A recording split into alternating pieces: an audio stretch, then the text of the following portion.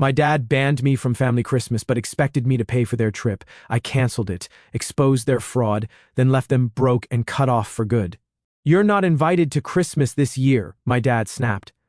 "Fine," I replied, quietly transferring the $15,000 Park City fund back into my account and canceling the luxury cabin reservation. By morning, I had 8 missed calls, and the panic in their voices made me smile. This happened about 8 months ago, and I'm finally ready to share the whole story. Some of you guys have been asking me to post this after I mentioned it in another thread. Fair warning, this is going to be long, but worth the read if you want to see justice served properly. For those asking in my DMs, yes, this is 100% real, and yes, I have all the receipts. I changed some minor details for privacy, but the core events are exactly as they happened. Alright, so context first, because this goes way back. I'm Dan, 29, male, and I work as a senior project manager for a major logistics company. I've been grinding since college, working my way up from the warehouse floor to the corporate office, managing million-dollar supply chain operations, while most people my age are still figuring out basic adulting. My family, though, completely different story. Dad, 52, male, runs a small accounting firm. He makes decent money, but acts like he's running Goldman Sachs. Always wearing these expensive suits he can barely afford, driving a BMW he's still making payments on. Classic middle-class guy with champagne dreams and a beer budget. Mom, 49, female, works part-time as an office administrator, but spends most of her energy playing family therapist and enabling everyone's nonsense. One of those keep the peace at all costs types who would rather ignore problems than deal with reality.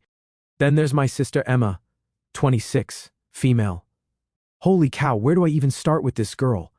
She's basically the poster child for entitled millennial princess syndrome, went to college for art therapy, which is code for professional partying, never held a real job for more than 6 months, but somehow always has money for designer purses and weekly spa treatments. Emma figured out early that being pretty and playing the victim gets you everything you want in life. She's mastered the art of crying on command, making every conversation about her problems and guilting people into funding her lifestyle. And it works, because she's got this whole innocent blonde thing going that fools older relatives and desperate guys alike. Meanwhile, I'm over here actually contributing to society, managing complex logistics operations, paying my own bills, and generally being a productive human being. But somehow Emma's the one who gets praised for being creative while I'm just the boring project manager who needs to learn how to have fun. The pattern's been the same for years. Emma gets in trouble. The family rallies around her. Emma needs money. Everyone chips in. Emma has a crisis, which is usually self-created. Suddenly, it's all hands on deck to fix her life. Me? I solve my own problems like a grown man. But this Christmas was supposed to be different. I finally had some serious money saved up and wanted to do something special for the family, show them that their responsible son could provide experiences, not just fix everyone's messes when they came calling. Big mistake. The whole dynamic had been building for years. Every family gathering followed the same pattern. Emma would show up with some new crisis or exciting announcement about her latest business venture that never went anywhere. She'd get all the attention while I sat there like background furniture. When I got promoted to senior project manager last year, Dad's reaction was, "Well, it's about time you made something of yourself." When Emma quit her job at the flower shop because her manager didn't understand her artistic vision, the family response was, "She's too special for normal jobs anyway." I'd been subsidizing this dysfunction for years without really thinking about it. Car repairs for Emma when she couldn't afford them, a business loan for Dad when his firm hit a rough patch, vacation money for Mom when she wanted to visit her sister, always framed as temporary help that I'd get back eventually. Of course, I never saw a penny returned, but I didn't push it because family is family, right? I made good money and they needed help. It seemed like the right thing to do. But somewhere along the way, my help went from appreciated to expected, from emergency assistance to regular subsidy. I became the family ATM and didn't even realize it until much later. That Christmas planning seemed like a chance to change the dynamic. Instead of just fixing their problems, I could create something positive, give them an experience that would show I wasn't just the boring, responsible one. I could provide luxury and fun, too. Should have known better. So, last September, I got promoted to senior project manager on our biggest logistics contract, massive bump in salary, plus a fat bonus for bringing the previous project in under budget and ahead of schedule. I'm talking serious money here. Cleared 6 figures for the first time in my career. Instead of blowing it on a new truck or investment schemes like most guys would, I decided to plan an epic family Christmas vacation. I found this incredible luxury cabin in Park City, 4 bedrooms, hot tub, full kitchen, private mountain access, the works. We're talking $15,000 for a week between Christmas and New Year's. Yeah, 15 grand. That's more than some people make in 4 months. But I figured it would be worth it to finally give my family a Christmas they'd remember forever. Maybe show them that the quiet project manager's son had turned into someone who could provide the finer things in life. I spent weeks researching places, reading reviews, making sure everything was perfect. Found a place that looked like something out of a travel magazine, floor-to-ceiling windows overlooking the mountain slopes, massive stone fireplace, gourmet kitchen with professional appliances, the kind of place where celebrities go to ski. The photos were incredible. Master suite with a view that stretched for miles, living room with cathedral ceilings and furniture that probably cost more than my car, private hot tub on the deck overlooking pristine wilderness. I put down the deposit and sent the confirmation to Dad, expecting maybe some appreciation for the gesture. His response was classic him. About time you contributed something meaningful to this family. Not thanks, not appreciation, just this attitude, like I owed them this level of luxury. Should have been red flag number 1, but I ignored it because I was excited about the trip. Emma's reaction was even worse.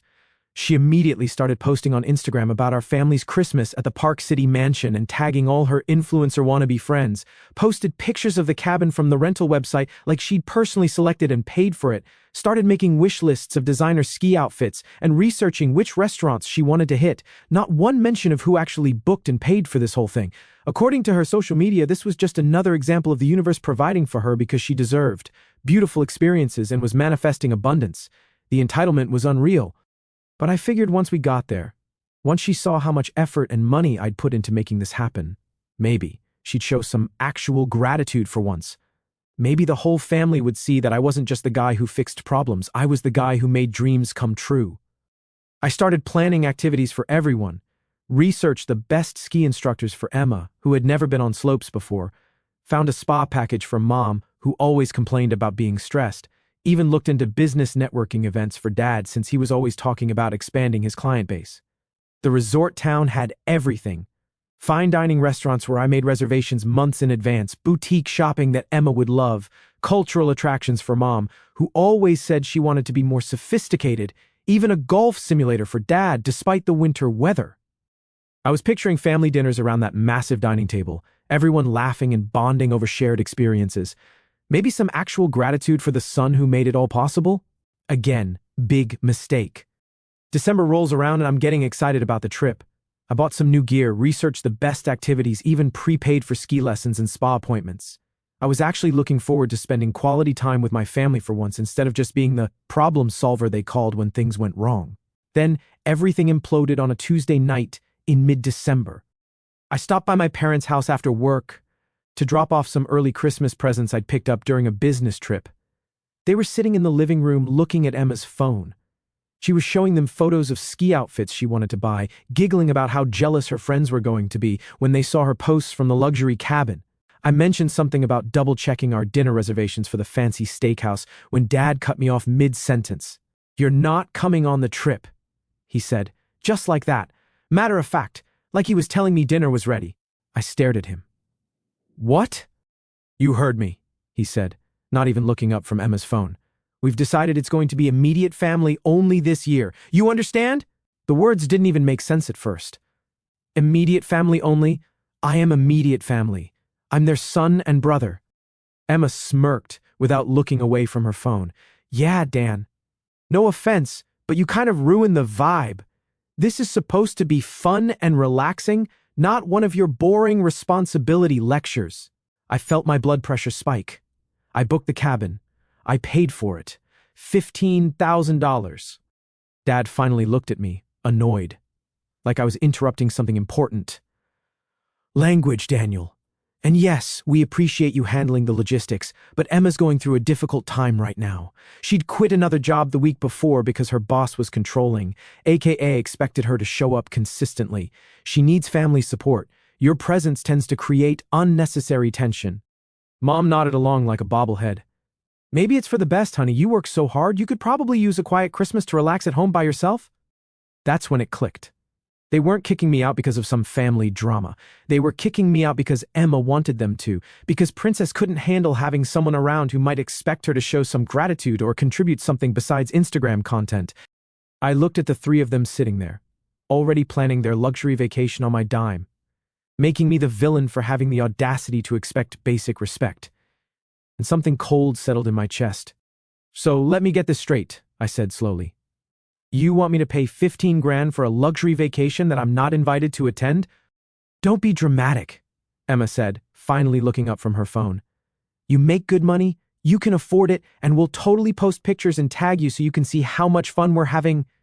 The casual cruelty of that statement hit me like a physical blow. She actually thought I should be grateful for the privilege of funding their vacation and watching it happen through social media posts. Dad cleared his throat.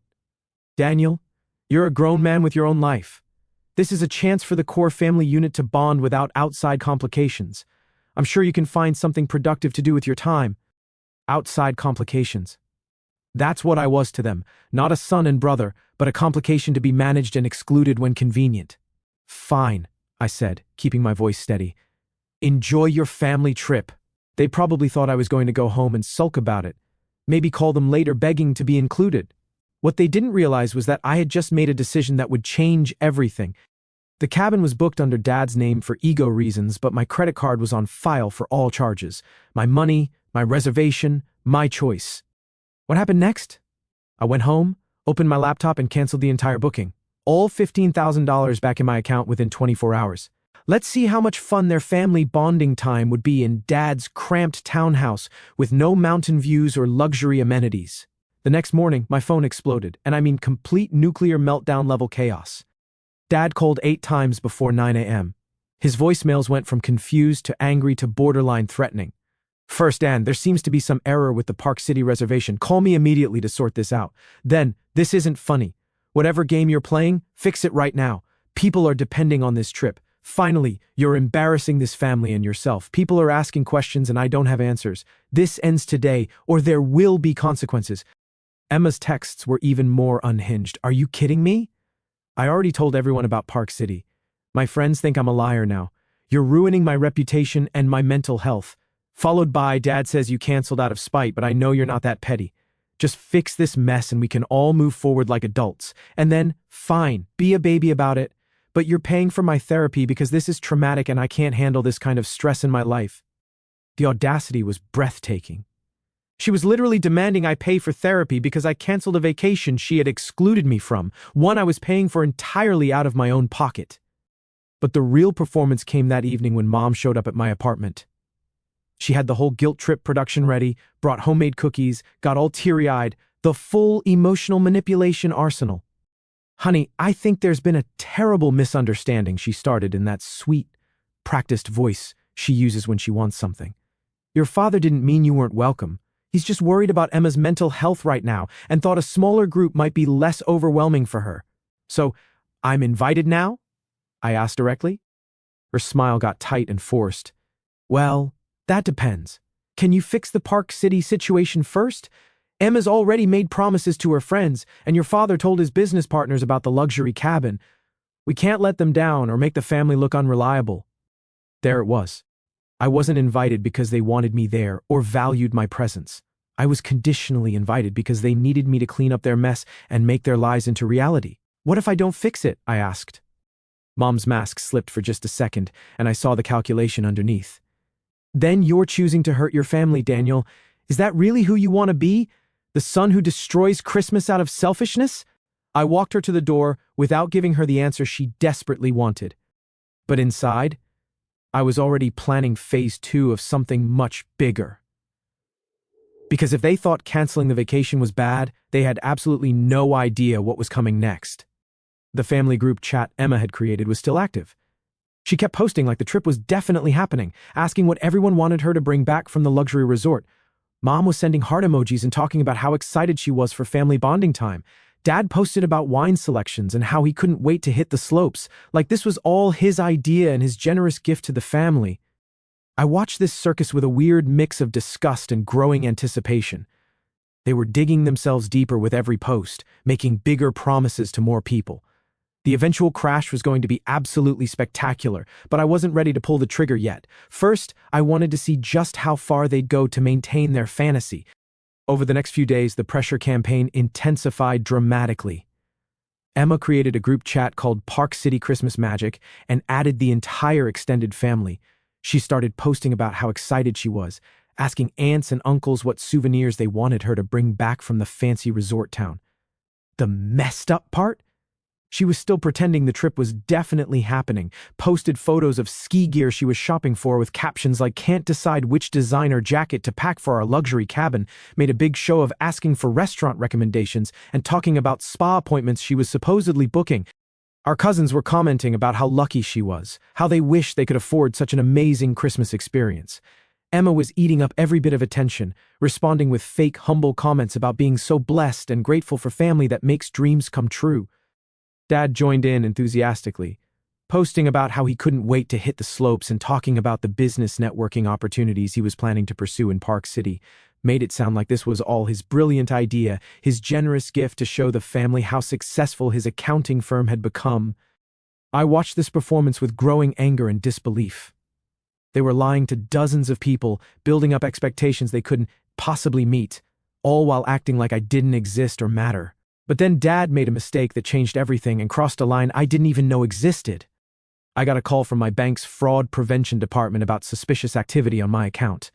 Someone had attempted to make a large purchase using my card details, a $15,000 deposit for a cabin rental in Park City. The booking was attempted under Dad's name with my financial information. My own father had tried to commit credit card fraud, actually attempted to steal $15,000 from me to cover up their lies and maintain their fantasy vacation. That phone call was the moment everything shifted. This wasn't just about family drama or hurt feelings anymore. They'd crossed into actual criminal behavior. Dad had literally tried to steal from his own son to avoid facing consequences for his lies. I started documenting everything with the methodical precision I use for logistics operations at work. Screenshots of Emma's social media posts claiming credit for my generosity, bank statements showing I'd paid for the original booking, the detailed fraud alert from my financial institution, every text message and voicemail they'd sent. But more importantly, I started making some strategic phone calls of my own. My Uncle Jim, Dad's older brother who runs a successful construction company, had always been straight with me. I figured he deserved to know what was really happening before he got caught up in their web of deception. "Dan," he said, after I explained the situation, "your dad called me last week asking for a loan to cover unexpected vacation expenses, said it was an investment in family relationships and asked for $3,000. Now I'm wondering what he really needed the money for." Turns out, Dad had been systematically hitting up relatives for cash, claiming he was covering the Park City trip but needed help with extras like flights, activities, and fancy dinners. He'd collected almost $5,000 from various family members based entirely on the lie that he was the one planning and paying for this generous Christmas gift. Uncle Jim was furious when he realized he'd been scammed. "Your father used my trust in him to get money under false pretenses. That's not just lying, Dan. That's fraud." That's when I knew exactly how to destroy them completely. They wanted to play games with lies and manipulation. I'd show them what happened when you tried to con someone who managed complex operations for a living. I spent the next 2 weeks playing the long game with military precision, let them think they'd won, that I was sulking at home while they figured out damage control for their imaginary vacation. Meanwhile, I was gathering intelligence and setting up the perfect moment to destroy them. Through Uncle Jim, I learned Dad had secretly booked a much cheaper cabin about 3 hours outside Denver, some basic 2-bedroom place for $900 total. He was planning to pass it off as just as good as Park City and hope people didn't ask too many detailed questions about the accommodations. Emma was still posting like they were going to the original luxury resort, showing off expensive ski gear she'd bought with Dad's borrowed money from relatives. Her Instagram story was a daily countdown to Park City Christmas, with increasingly ridiculous captions about living her best life and how blessed she was to have such a generous family. The family group chat was pure comedy gold. Relatives asking for the exact address so they could send Christmas cards to the cabin, Dad making vague excuses about finalizing security details, while Emma posted stock photos of Park City and pretended they were previews of where they'd be staying. She'd even started a hashtag #BlessedInParkCity and was encouraging family members to use it. The level of delusion was staggering. But the real opportunity came when I discovered their Christmas Eve plan. Dad had invited his biggest clients and business partners to a holiday celebration at my apartment complex's clubhouse. He was planning to regale them with stories about the amazing family trip to Park City, using it as a networking opportunity to talk about how successful and generous he'd become. Emma was planning to bring her photographer friend to take candid shots of the party that she could post later with captions about "back from our incredible Park City adventure." The plan was to sell the lie so completely that no one would ever question what really happened during their Christmas vacation. That's when I decided to give them a Christmas they'd never forget for all the wrong reasons.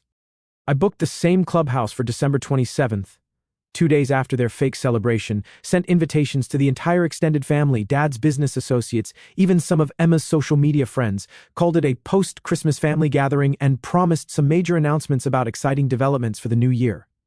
What I didn't mention was that those announcements would include a complete breakdown of their lies, documented evidence of the fraud attempt, and a very detailed explanation of exactly who had paid for what over the years.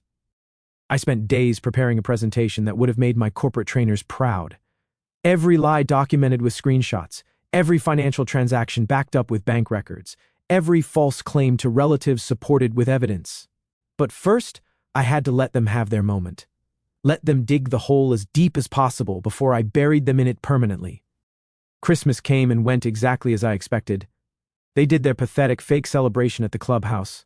Dad spinning elaborate stories about the amazing luxury cabin while Emma showed off photos she'd clearly stolen from travel websites. I stayed home, watched football, and put the finishing touches on my presentation. The revenge I was planning would be nuclear, complete destruction of their reputations, their relationships, and their financial security. They'd use me as their personal ATM while treating me like garbage, and now they were about to learn what happened when you betrayed someone who had the skills and resources to fight back properly. December 27th was going to be a day they remembered forever. December 27th arrived with perfect weather, cold and clear just like my mindset. The extended family started showing up around 2 p.m. for what they thought would be a pleasant post-Christmas gathering. Aunts, uncles, cousins, family friends. Dad's business associates came too, expecting another round of networking and success stories from their colleagues' generous Christmas hosting. Emma brought her photographer friend and was posing near the entrance like some kind of celebrity returning from an exotic vacation. She'd changed her Instagram bio to "just back from Park City Magic" and was wearing new designer clothes she'd clearly bought with the relative loan money. I waited until everyone was settled, until conversations were flowing and people were relaxed and receptive. Then I stood up and asked for everyone's attention in the same confident voice I use for corporate presentations. "Thank you everyone for coming today." I said I wanted to share some exciting news about the holidays and clear up any confusion about recent events that might have been circulating. Dad looked nervous but was trying to maintain his confident facade. Emma was still posing, probably thinking this was going to be some kind of public apology or reconciliation that would make her look even better to her audience. I pulled out my laptop and connected it to the big screen TV in the clubhouse with the same efficiency I use for work presentations. First, let me show you the real story of our family Christmas vacation planning. Up went the original Park City booking confirmation. My name is the primary renter. My credit card is the payment method. $15,000 total cost clearly displayed. People started murmuring and shifting in their seats. Dad's face went completely white. Next, here's the cancellation notice from when I was informed I wouldn't be welcome on the vacation I had planned and paid for entirely myself. Screenshot of the refund confirmation, 15 grand back in my account on December 15th, date stamp clearly visible. Emma started to panic, her voice getting shrill. "Dan, what are you doing? This is supposed to be a celebration." "Oh, it definitely is a celebration," I said calmly. "Keep watching." Next slide. Screenshots of Emma's Instagram posts. Her claiming the Park City trip was happening exactly as planned, her asking followers for restaurant recommendations, her daily countdown to the trip of a lifetime with hashtags about being blessed and grateful. Then the bank fraud alert. Dad's name on the attempted transaction, the official notice that it was flagged as potential identity theft and credit card fraud. The room was dead silent now except for the sound of people's shocked breathing. "But here's my personal favorite part," I said, clicking to the next slide with the timing of a professional presenter, the family fundraising campaign that nobody except the victims knew about. I'd spent days documenting every loan request Dad had made. Uncle Jim had helped me reach out to other relatives who'd been approached.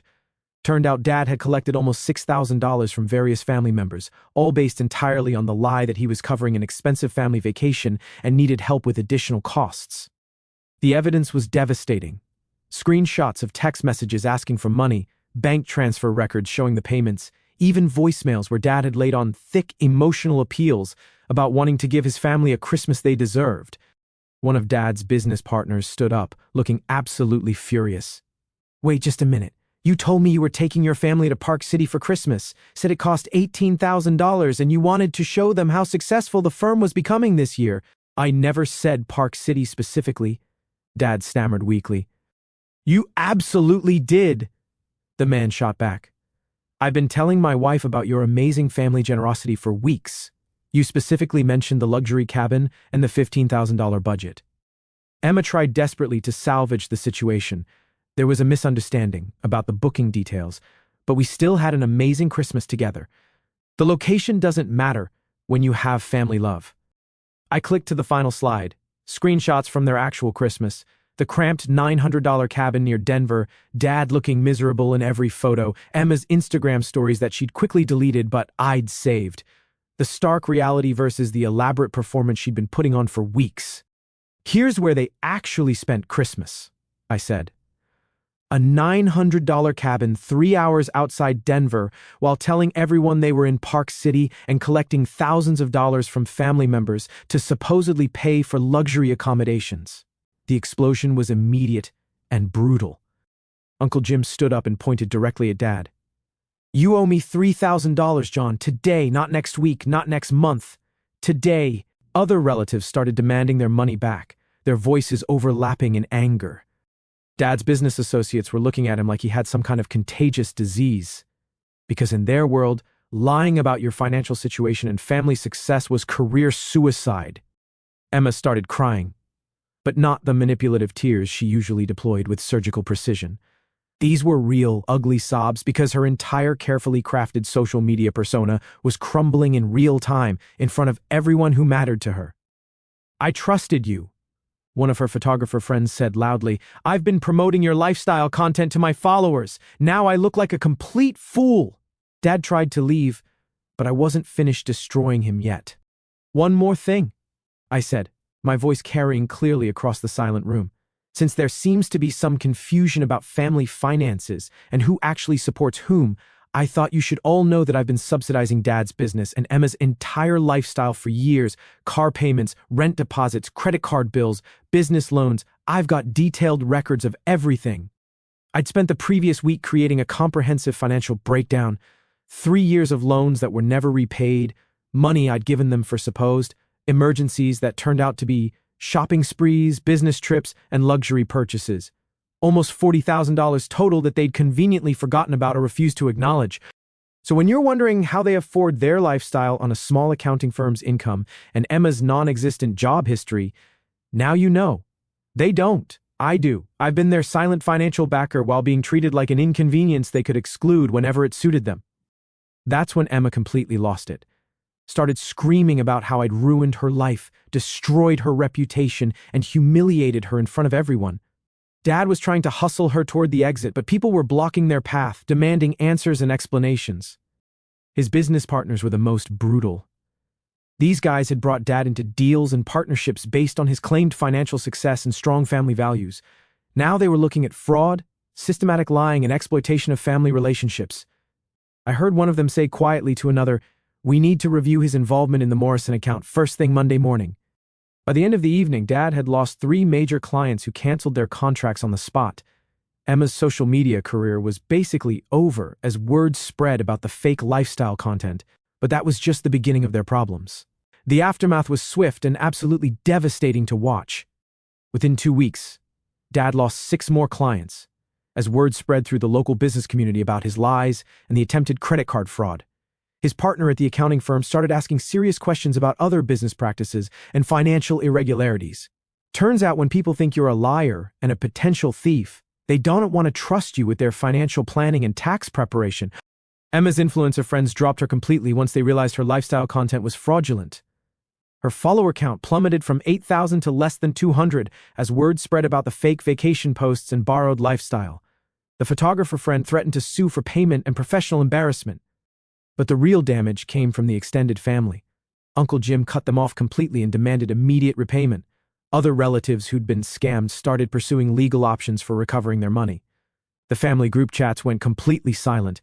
Nobody wanted to be associated with the drama or risk being asked for more loans. Dad's BMW got repossessed when he couldn't make payments without the relative loan money he'd been using to cover his car note. Emma had to move back in with my parents because she couldn't afford rent without her social media income and had no real job skills to fall back on. That's when the begging phase began in earnest. First, it was Mom. She showed up at my apartment looking like she'd aged 10 years in 3 weeks, carrying a casserole like old times. "Daniel, your father's business is failing rapidly. Emma's having panic attacks every day. The whole family is falling apart. We desperately need your help to fix this situation." "Funny," I said. "I don't remember being considered part of the family when you needed a vacation funded." "That was a terrible mistake," she said, tears starting.